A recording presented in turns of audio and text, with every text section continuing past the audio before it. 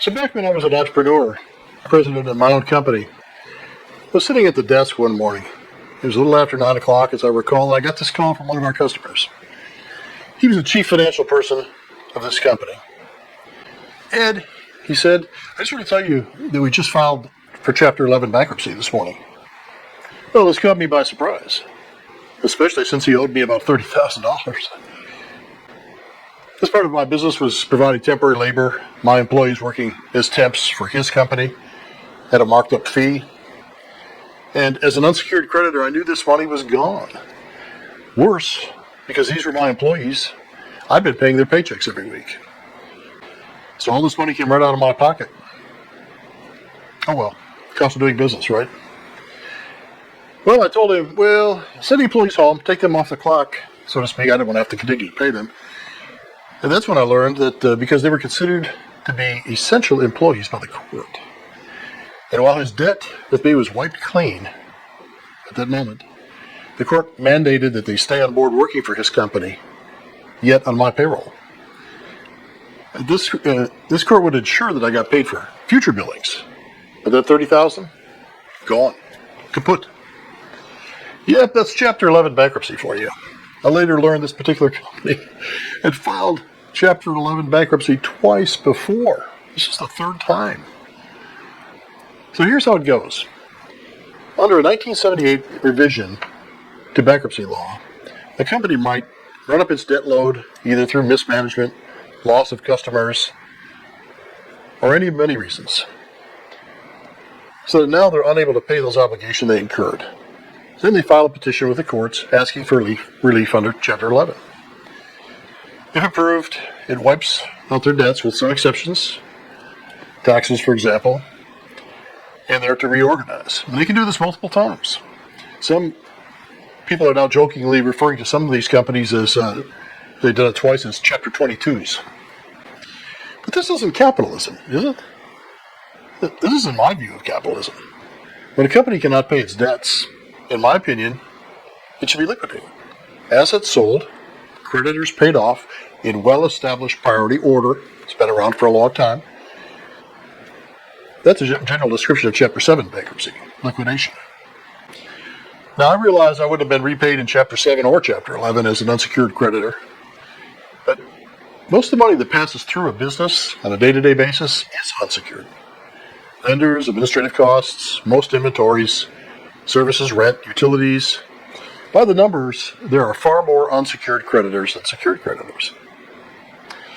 One thing I find that's most disturbing is that once a court approves a reorganization under Chapter 11, discharges nearly all debt, what happens to the brand?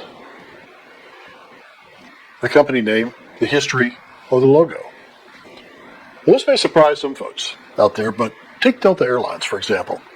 I don't want to particularly pick on anybody, but they're a pretty good example. Delta is a long-standing household brand. Who hasn't heard of Delta Airlines?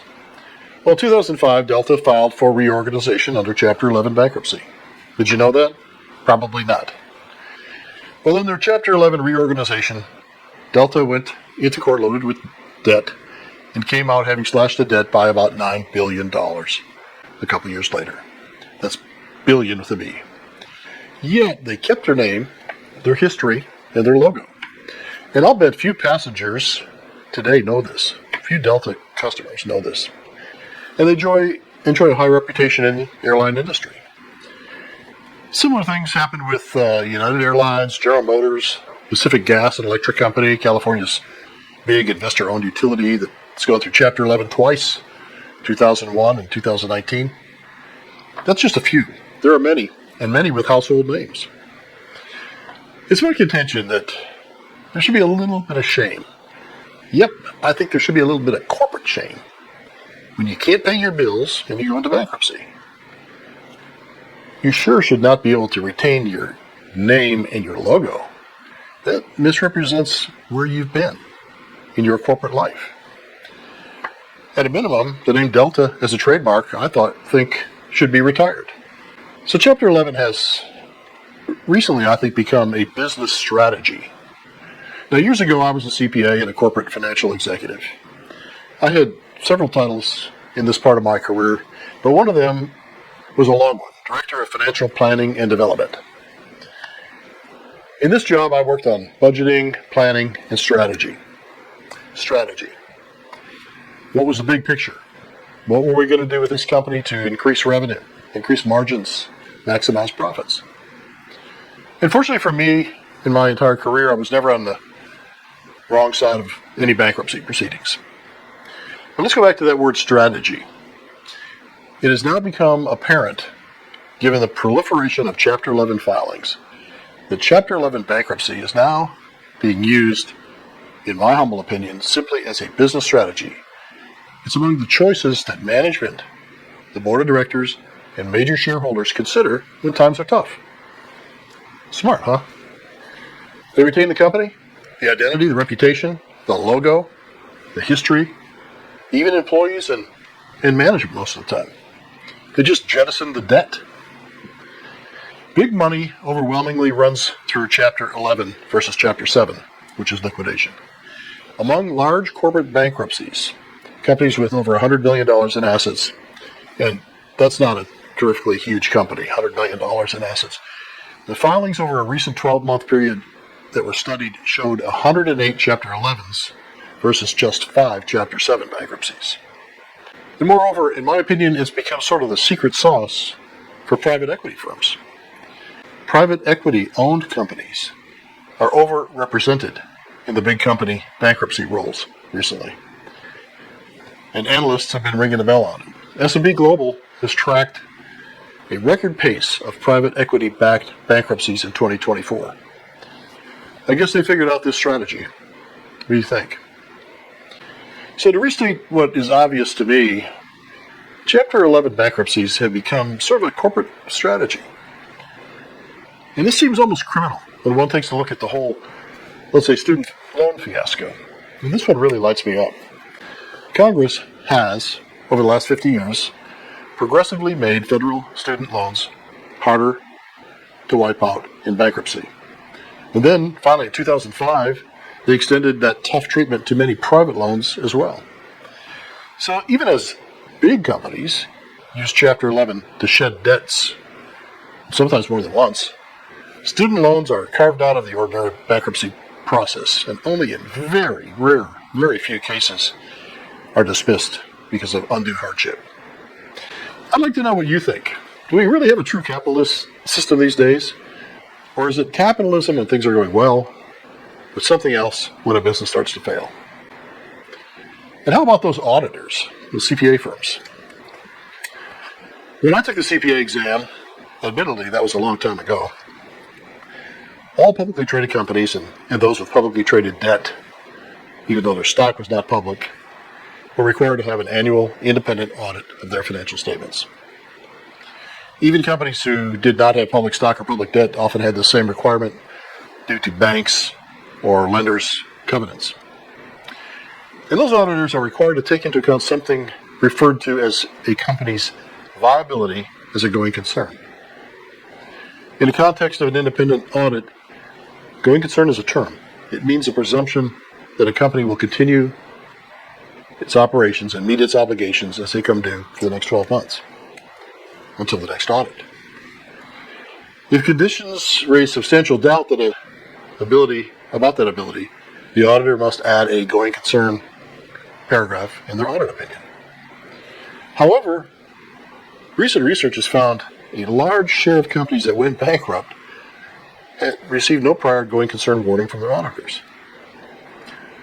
One analysis in the CPA Journal notes that about 40% of bankrupt firms lacked an advance warning. To me, if the watchdogs miss that often, what good are these audits? And it ensures that creditors like us are flying blind. Okay, so back to our main thesis. In an earlier time, perhaps, capitalism was equated with Darwin's theory, survival of the fittest. And going into business, running a business, reaping the rewards of our capitalist system, wonderful. Thrilling, in fact. There's a lot of pride in building and managing a business. I know, I've been there. However, these days, some things just don't make sense to me. Some things are not consistent with Darwin, or with Adam Smith's invisible hand, or Milton Friedman's market discipline. In their world, failure exists. Resources move to better uses, and bad bets don't get 9 lives in a courtroom. Yet today, Chapter 11 too often feels like a climate-controlled terrarium for failing firms. Vendors starve while the brand gets a dose of oxygen, and executives often keep their perks. This isn't the market at work. That's rule bending dressed up as rescue. So what do you think? Do you agree with me? Because if capitalism means anything, it's that prices and profit and loss signals decide who stays on the field. Not special lanes for the creative or well-connected. If you can't pay your bills, you liquidate. You learn, you let better operators redeploy the assets. People are still going to fly on airplanes, right? Keep the people, keep the productive pieces. But retire the logo. I can't state this enough. That logo and brand has to go. If you can't pay your bills and you go through all this, you shouldn't be entitled to keep that same corporate identity, in my humble opinion. That's the Darwin theory, I remember. That's the capitalism I signed up for. I say if you can't run a business and pay your bills, it should be liquidated and the assets sold off. Creditors paid in priority order, just as the rules say. But Chapter 11 bankruptcy disrupts that and provides an escape hatch for the future, for failure. Or perhaps a creative business strategy. Let me know what you think. This topic is bound to have some folks on both sides of the issue, and I respect that. As always, I've added some articles for further reading in the description section below. And if you're interested in topics such as these, or have an idea that you think we should discuss here, let me know in the comments below. And please like and subscribe to this channel. We'll see you next time on Ed Talk Today. And let me just add, this video reflects my opinions. It's intended for education and entertainment, not legal or financial advice. Talk to a qualified professional about your own unique situation. See you next time on Ed Talk Today.